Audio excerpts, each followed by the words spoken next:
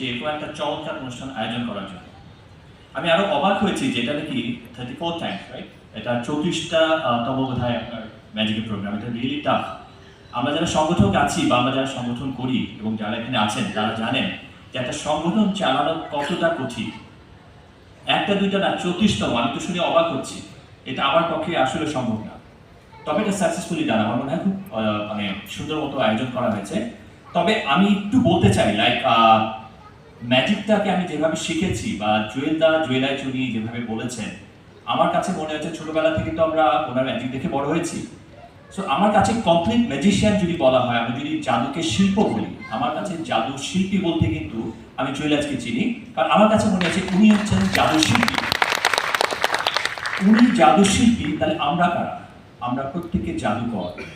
কারণ আমি বিশ্বাস করি আসলে আমি এখনো জাদু শিল্পী হতে পারি। কারণ উনি একটু আগে যে লেকচারগুলি দিয়েছেন, এটা অনেকে মাথার উপর দিয়ে চলে গেছে, অনেকে হয়তো বা কিছুটা বুঝেছে, অনেকে হয়তো এটা বুঝতে চায়নি, অনেকে বিরক্ত হয়েছে। বাট বিলিভ মি, আমি বিশ্বের অনেকগুলো দেশে আমরা পে করে এসব লেকচার শোনার জন্য যাই। এই লেকচারগুলি নিয়ে যদি রিসার্চ করেন, এটা নিয়ে যদি মাথা ঘামান, not only magicians, not only magic, এটা আপনাদের প্রতিটা ক্ষেত্রে কাজে লাগবে। কিন্তু আমার মনে হয় না যে আপনার সিলভা মেথড করা দরকার আছে। জুয়েলদার লেকচার শুনলে যদি বুঝেন, এটা বোঝার মতো যদি মগজ আপনার থাকে এবং ধৈর্য যদি থাকে, ইস ইনাফ। আরেকটা বলতে চাই, সেটা হচ্ছে সংগঠন করা খুব কঠিন এবং কনসোল ম্যাজিক যে জায়গায় এসেছে, এবং ওয়াসেলকে আবারও ধন্যবাদ জানাবো যে এরকম একটা অনুষ্ঠান সাকসেসফুলি সে আয়োজন করেছে। আমাদের এই ম্যাজিশিয়ানদের সবচেয়ে বড় প্রবলেম হচ্ছে আমাদের ম্যাজিশিয়ানদের কোয়ান্টিটি বেড়ে যাচ্ছে, বাট কোয়ালিটি খুব লিমিটেড। আমরা ভালো ম্যাজিশিয়ান তৈরি হচ্ছে না। এখন এরকম সংগঠন যারা আছে তাদের কিন্তু অনেক বড় ভূমিকা আছে। ম্যাজিকটা তো কাউকে আসলে বেটে খাইয়ে দেওয়া যায় না। অন্যান্য শিল্পের মতো ম্যাজিক ছেড়ে কিন্তু করা সম্ভব না, বাট ম্যাজিকটা সবচেয়ে ইজি কিন্তু। আর ম্যাজিক কিন্তু শেখানো যায় না, এটা শিখে নিতে হয়। আর সেক্ষেত্রে ইয়াং জেনারেশন, নতুন যারা ম্যাজিশিয়ানসরা আছে, আমি সবাইকে বলবো, ম্যাজিক শুধু ডিলারদের কাছ থেকে প্রপ কালেক্ট করে ম্যাজিক করলে কিন্তু ম্যাজিশিয়ান আমি বলবো না, হয়তো ট্রিক স্টার হয়ে যাওয়া যাবে, বাট ম্যাজিক স্টার হওয়া যাবে না। Magic really tough.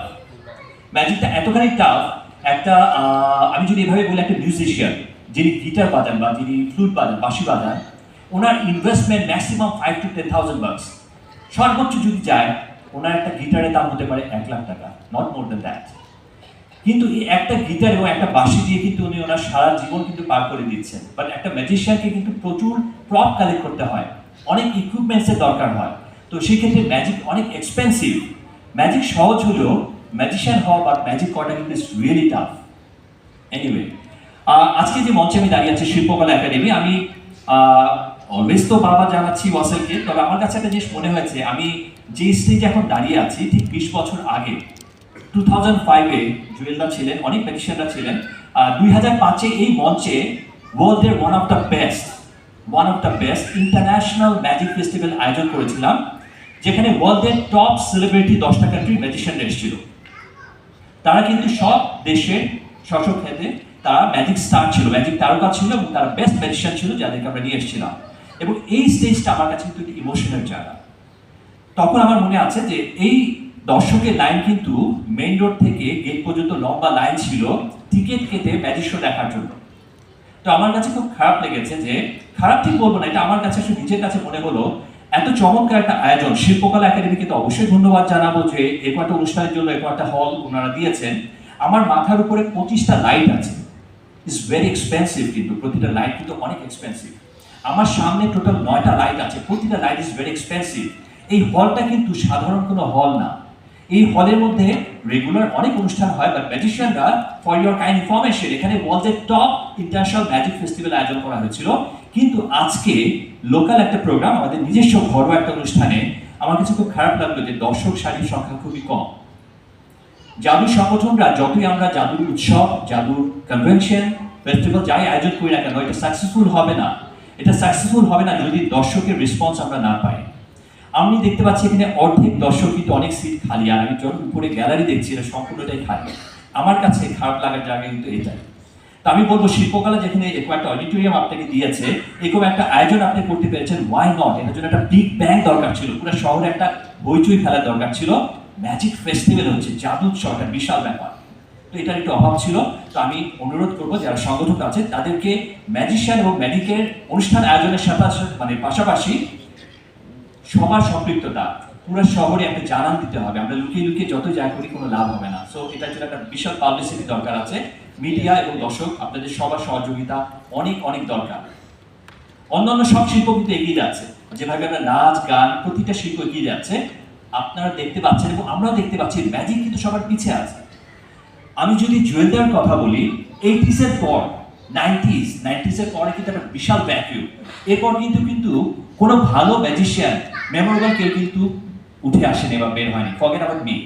তো আমার কাছে অনুরোধ থাকবে কিন্তু সংগঠকদের অনেক অনেক বড় ভূমিকা আছে। আর যারা সংগঠকরা ম্যাজিশিয়ানদের অনুষ্ঠানে ম্যাজিশিয়ানদেরকে দিয়ে শো করান তাদেরকে আমি অনুরোধ করব দরকার হলে যে কোনো একটা সেগমেন্ট বাদ দিয়ে হলেও ম্যাজিশিয়ানদেরকে কিছু রেমোশন দেওয়া, অর্থাৎ যারা পারফর্ম করবে তাদেরকে অল্প হোক একটা খাম একটা রেমোশন যেন দেওয়া হয়, এতে তাদেরকে ইন্সপায়ার করা হবে। Thank you. তো বিগত দিনে অনেক জাদুর অনুষ্ঠান আয়োজন করা হয়েছে, অনেক মঞ্চে অনেক সুন্দর সুন্দর অনুষ্ঠান, অনেক সাকসেসফুল অনুষ্ঠান হয়েছে। আমি খুব অবাক হয়েছি, যদি আমি খুব প্রফেশনাল, বাট আমার কাছে মনে হলো প্রতিটা ম্যাজিশিয়ানদেরকে ইন্সপায়ার করার জন্য তাদেরকে একটা রেমোশন বা একটা প্যাট্রোনাইজ করার জন্য কিছু দেওয়া উচিত। আর ওয়াসেলের অনুষ্ঠানে আমি গতকালকে জানলাম, খুব অবাক হলাম, এরকম একটা অনুষ্ঠানে আমাদের সবার উইলিংলি সাপোর্ট দেওয়া উচিত, সবার এগিয়ে আসা উচিত। কিন্তু আমি শুনলাম অনেকে এখানে অনুপস্থিত, অনেকে এখানে আসেনি, অনেক সংগঠনের নাকি প্রতিবন্ধকতা বা বাধা ছিল।